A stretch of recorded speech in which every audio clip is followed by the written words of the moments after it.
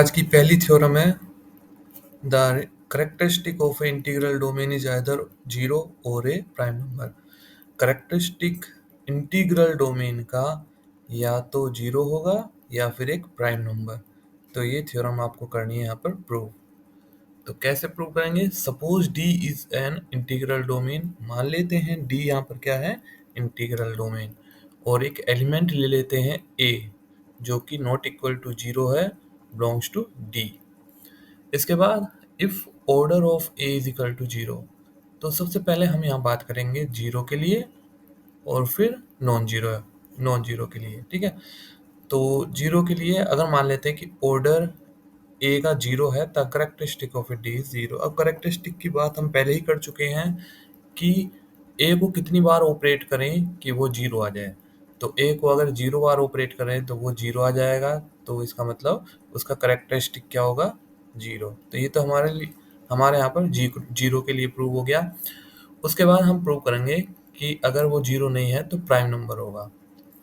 If order of is a finite, मान लेते हैं कि इस बार ऑर्डर जीरो नहीं है, फाइनाइट है, कोई नंबर है। Let order of A is equal to P, और मान लेते हैं कि ऑर्डर ऑफ ए पी है।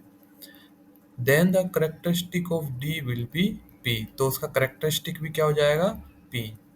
इसका कहने का मतलब ये है कि अगर हम ए को पी बार ऑपरेट कर रहे हैं तो ऐसे हम पी बार ऑपरेट कर रहे हैं तो क्या रहा है? वो जीरो। तो इसका करेक्टरिस्टिक क्या है? पी, मतलब इसको पी बार ऑपरेट कर रहे हैं हम। अब we have prove that P must be prime. तो यहाँ पे हमें ये प्रूव करना है कि ये जो यहाँ पे हमने पी लिया है, ये पी आपका क्या है? प्राइम।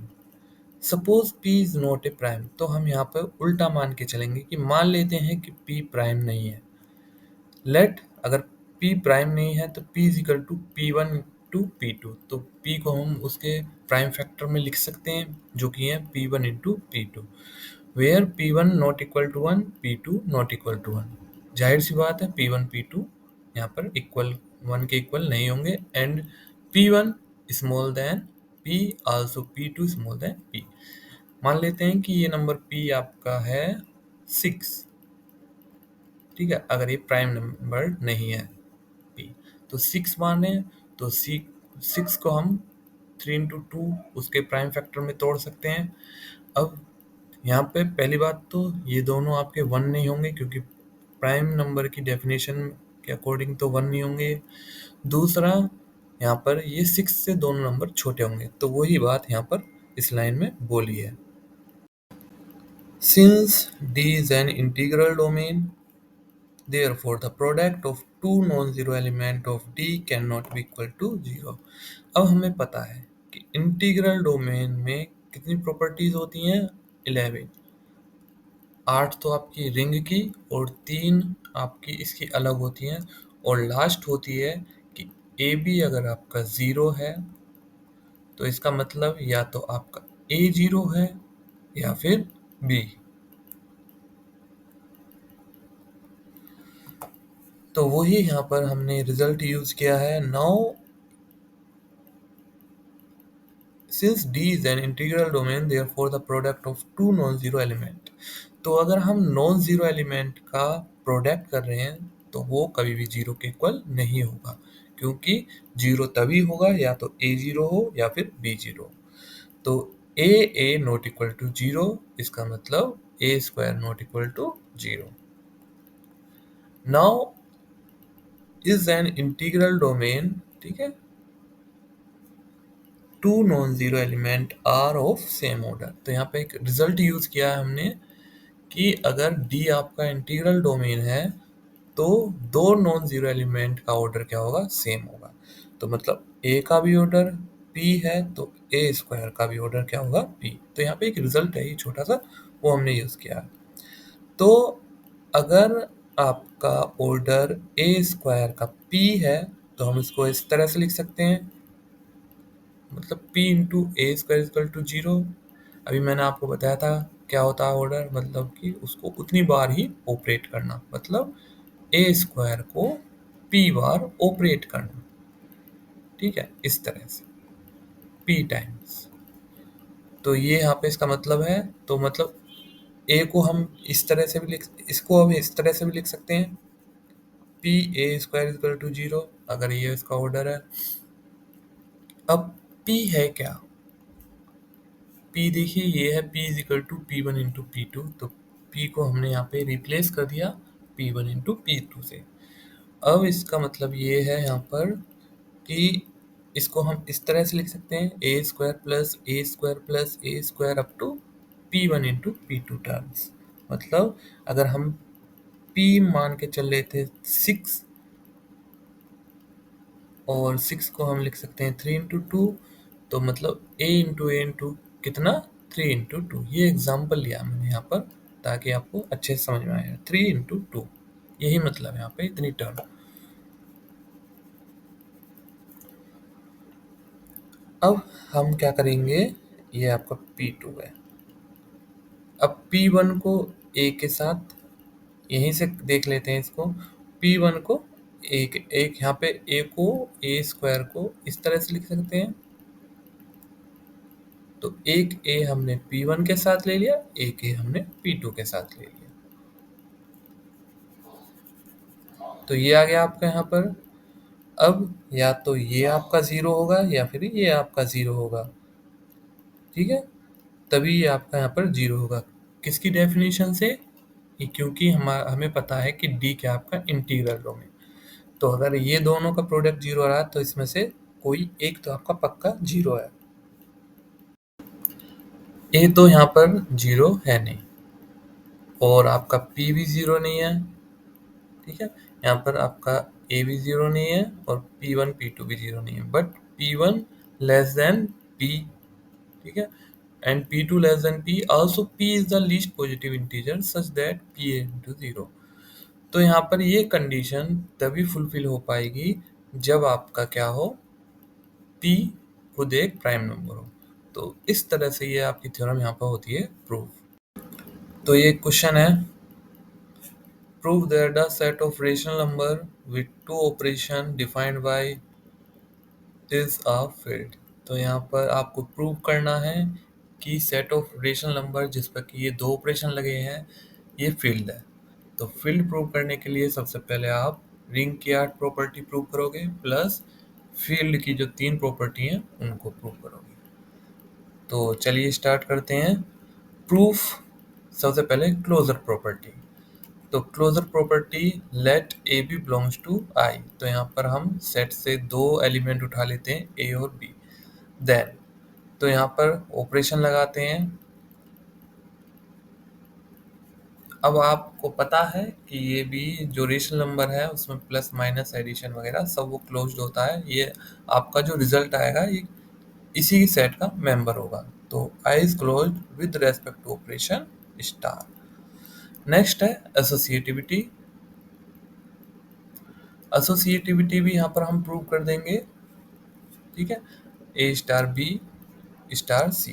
तो पहले इसके लिए यहाँ पर जो डेफिनेशन है इसकी स्टार की वो लगा देंगे, फिर इन दोनों के बीच में लगा देंगे, और फाइनली आपको ये मिल जाएगा। अब हम पहले बी और सी के बीच में ऑपरेशन लगाएंगे, फिर ये जो है यहाँ पर रिजल्ट आया उसको ए के साथ ऑपरेट करेंगे, तो ये आ जाए। तो दोनों तरफ से आपका यहाँ पर ये सेम आ जाता है, तो इसलिए ये एसोसिएटिव भी हो जाता है। नेक्स्ट है आइडेंटिटी। आइडेंटिटी के लिए क्या करेंगे, let any A belongs to I and E belongs to I is the identity. ये आपका क्या है, आइडेंटिटी एलिमेंट है। देन तो आइडेंटिटी वाली कंडीशन यहाँ पे सेटिस्फाई करा देंगे। अब यहाँ पर हम आइडेंटिटी वाली कंडीशन लगा देंगे, ठीक है, ये हमें पता ही है, for all A belongs to I. अब डेफिनेशन जो ऊपर दिया गया था स्टार के लिए, जो यहाँ पर स्टार डिफाइन किया गया है, तो उसको हम यहाँ पर रख देंगे उसके अकॉर्डिंग। तो ये आ जाएगा आपका, दोनों तरफ से ए कैंसिल, और कैलकुलेशन करने के बाद ई की वैल्यू आ जाएगी 1। तो 1 क्या हो गया आपका, आइडेंटिटी। तो इस तरह से हमने आइडेंटिटी एलिमेंट भी निकाल लिया। अब निकालते हैं हम यहाँ पर inverse. Inverse, let A belongs to I and A inverse belongs to I is the inverse of A. तो यहाँ पर ये एलिमेंट है A और इसका इनवर्स क्या A इनवर्स। देन इसके बाद इनवर्स वाली कंडीशन भी हमने लगा दी, क्या होता है ये बराबर होता E के, और E क्या है 1, तो यहाँ पर लगा दिया, तो यहाँ पे हमारा A इनवर्स भी निकल के आ जाएगा जो कि क्या है 2 माइनस A। तो if A belongs to I, then 2 minus A belongs to I. Hence, A inverse is the inverse of A. तो अगर A I से belong कर रहा है तो आपका 2 माइनस ए भी I से belong करेगा, तो इस तरह से इनवर्स भी एग्जिस्ट कर जाता है। इसके बाद आता है कम्यूटेटिव। कम्यूटेटिव वाली प्रॉपर्टी यहाँ पर लगा देंगे, क्या होती है let A B belongs to I, then ये आपका यहाँ पर देखिए हम ए स्टार बी को लेके चलेंगे और by definition A plus B minus होगा। अब ए प्लस बी कर लें या फिर बी प्लस ए कर लें तो सेम मीनिंग है उसका, और बी प्लस ए किया तो इसका मतलब बी स्टार है, तो ए स्टार बी बी स्टार है। यही आपका क्या होता है कम्यूटेटिव होता है। तो आई इज कम्यूटेटिव। तो इस तरह से आपका आई क्या हो गया एबिलियन ग्रुप। तो 5 प्रॉपर्टी शुरू की हमारी एबिलियन ग्रुप होने की वो सेटिस्फाई हो चुकी हैं for operation star. Now for operation, अब हम दूसरे ऑपरेशन की यहाँ पर बात करते हैं। उसके लिए सबसे पहले एसोसिएटिव। तो एसोसिएटिव यहाँ पर हमने ये प्रूव कर दिया, ठीक है, ये देख लेंगे हम, इसके बाद ये देख लेंगे, और ये इस तरह से एसोसिएटिव भी हो जाता है। अब कम्यूटेटिव देख लेते हैं, let A B belongs to I, then तो यहाँ पर ये हमने ए बी के बीच में ऑपरेशन लगाया जो कि बी और ए के बीच में आ जाएगा। तो इस तरह से हम यहाँ पे इसको कम्यूटेटिव भी प्रूव कर देते हैं। डिस्ट्रीब्यूटिव डिस्ट्रीब्यूटिव भी देख लेते हैं यहाँ पर, तो आपका डिस्ट्रीब्यूटिव भी सेटिस्फाई हो जाता है, ठीक है। इसको एक बार हमने यहाँ पर देख लिया,